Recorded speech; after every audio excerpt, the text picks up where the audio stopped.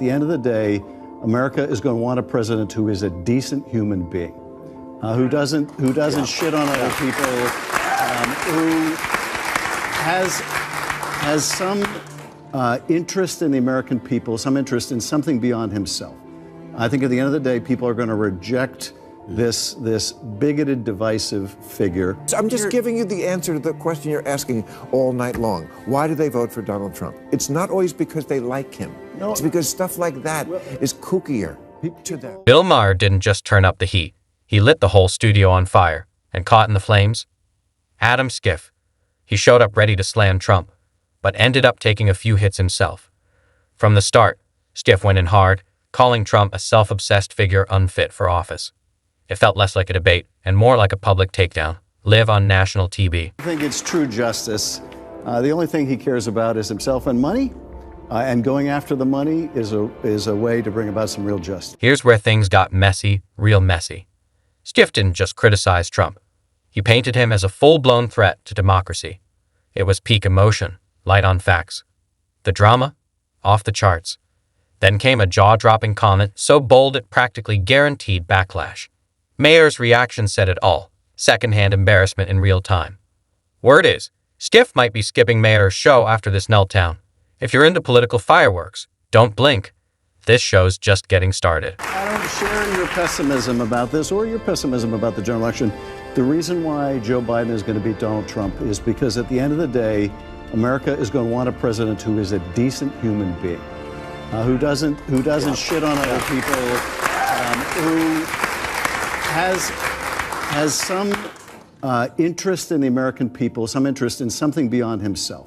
I think at the end of the day, people are going to reject this bigoted, divisive figure. Schiff came out swinging, firing off insult after insult at Trump like it was his final mission.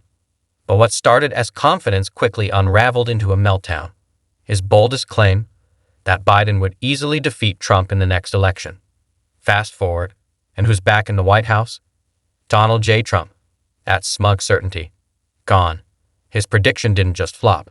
It backfired on live TV as Schiff tried to recover. The vibe on set shifted. Even Bill Maher looked done with the theatrics. Then came Stephen A. Smith, and he didn't hold back. Before Maher could speak, Smith jumped in, calling out Schiff and his allies for years of over-the-top attacks on Trump. He slammed the nonstop scandals, the courtroom battles, and the extreme comparisons. His message was clear. Love Trump or hate him, the obsession had officially gone too far. I'm just getting tired of seeing so much stuff targeted in his direction, but somehow, some way, he still survives. I mean, we're talking about a situation where he's still going to be the GOP nominee. He's still going to be running for president. You're President Biden. That's the individual that you're going to have to beat. 4 indictments, 91 counts. They ain't even bringing up the bankruptcies, ain't even bringing up this particular issue with this civil case, and somehow, some way, he puts cats to shame because he clearly has more than 9 lives. I mean, come on. The tension in that studio was thick enough to slice through.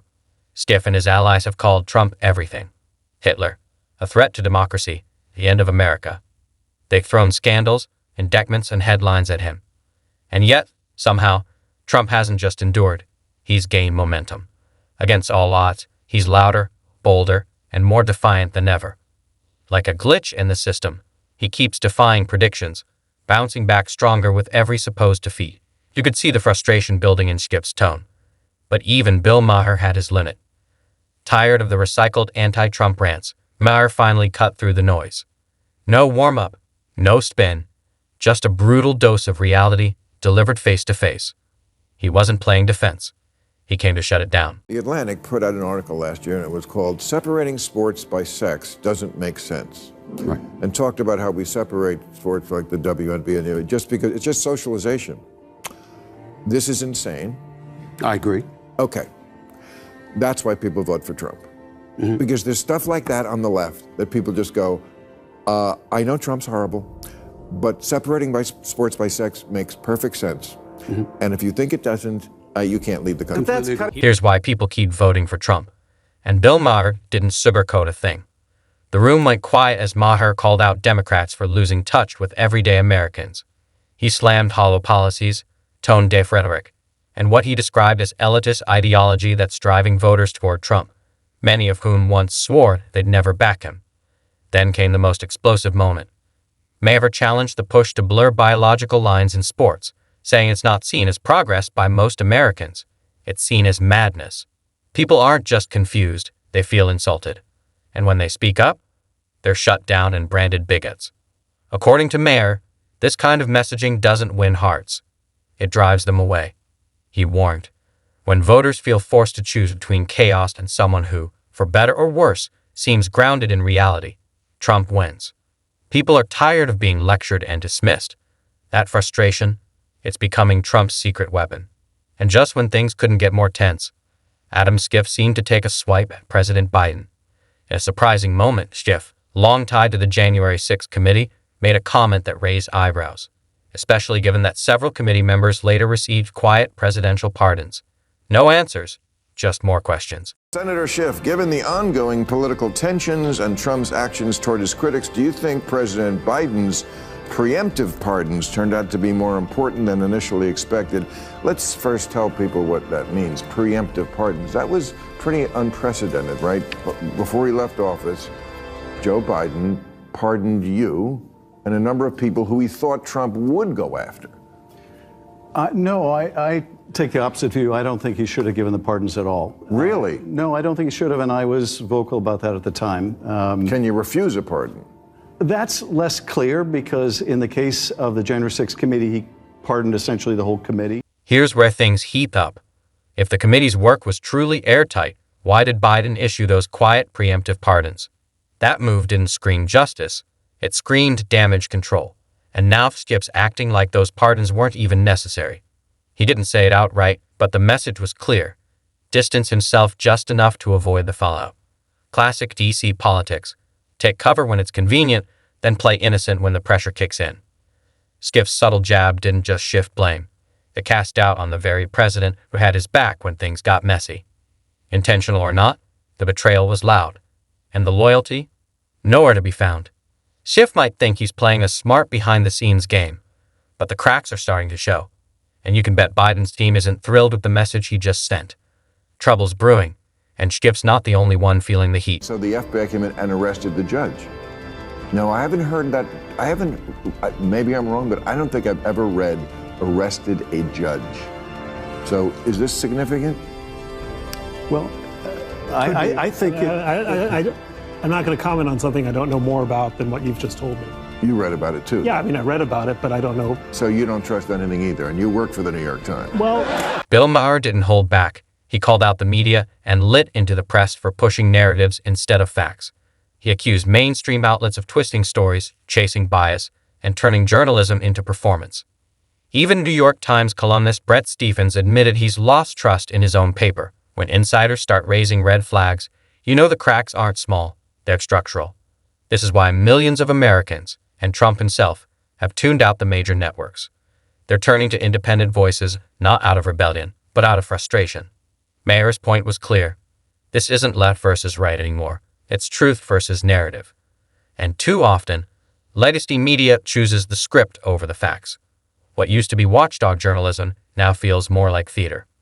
Instead of holding power accountable, too many outlets perform for clicks, crafting outrage and dodging uncomfortable truths. And as more people see through the act, they're asking a hard question. Is the media broken, or has it just been bought? Schools are popular now, even with people who aren't Catholic, because it's the last place you can send your kid to get an old school education. And they just tell the kids, forget about the Jesus stuff. Just,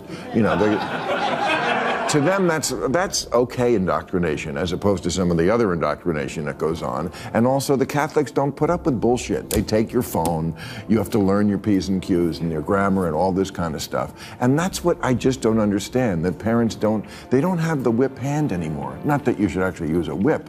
And I don't have kids, so I don't know that firsthand, but every movie and TV show that has a teenager in it cannot be mischaracterizing this. And the kids they don't listen to their parents, they turn their back on them, they walk out of the room, things that would just get me shut down when I was a kid. If you're looking for truth, don't expect it from the usual players. You've got to look outside the system. Maher laid it out. Things started spiraling when the focus shifted to performative ideology over practical values. That's when common sense started getting labeled as offensive, and traditional roles were mocked instead of respected. Family dynamics flipped upside down. Once relatable shows turned into scripted critiques of parenthood, clumsy dads, overwhelmed moms, and all-knowing kids. What started as harmless humor slowly reshaped how people viewed family, discipline, and authority. Entertainment didn't just reflect culture. It started steering it. Now we're seeing the fallout.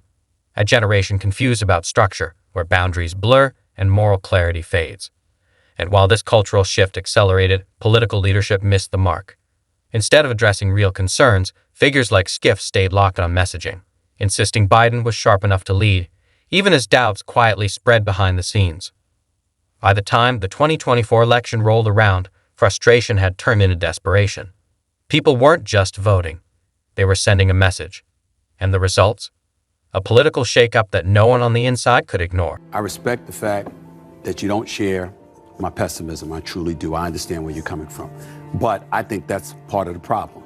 I think the Democratic Party should share my pessimism. I think they should be on high alert. I think they need to treat him with the seriousness that it deserves, because you having a lot of faith in the American people. The man did get over 74 million votes. You've got people that are looking at Joe Biden. I'm not going to call him a cognitive mess or anything like that. That's very disrespectful. I would never speak about our president that way. But when you're 82 years of age, it's not offensive to say you're no longer a spring chicken and you don't seem to have. Now, the cracks in the story are finally showing, right alongside the cracks in the system itself. Despite warning signs from every direction, the Democratic Party stayed locked in its bubble, shielding Joe Biden from serious scrutiny. Concerns were ignored, red flags brushed off, and critics drowned out. The message? Everything's fine. But it wasn't. By the time reality cut through the spin, it hit like a wrecking ball. Biden wasn't leading a movement, he was struggling to lead it all. And that's when the panic set in. Their quick fix. Kamala Harris. What was meant to look like a smooth transition turned into a bigger mess. Her approval ratings dropped fast. Public appearances became PR headaches. Instead of stabilizing things, her presence made it worse. Every speech, every forced smile, it only added fuel to the fire. The same party that once boasted about playing 4D chess suddenly looked like it couldn't win a game of checkers. They bet on image over substance, silence over truth, and lost the trust of the very voters they once claimed to represent. Maher and Stephen A. Smith didn't hold back. Their frustration echoed what millions are feeling, exhausted, missiled, and done with the spin. Trump's resurgence isn't just about him. It's a backlash against a system that feels fake and disconnected. The media tried to manage it. The party tried to control it. But now, even longtime allies are beginning to question everything. This wasn't just a political shift, it was a cultural reckoning. And that's a wrap on today's video. If you're done with the sugarcoating and want more unfiltered truth, hit like, subscribe, and turn on notifications. See you in the next one.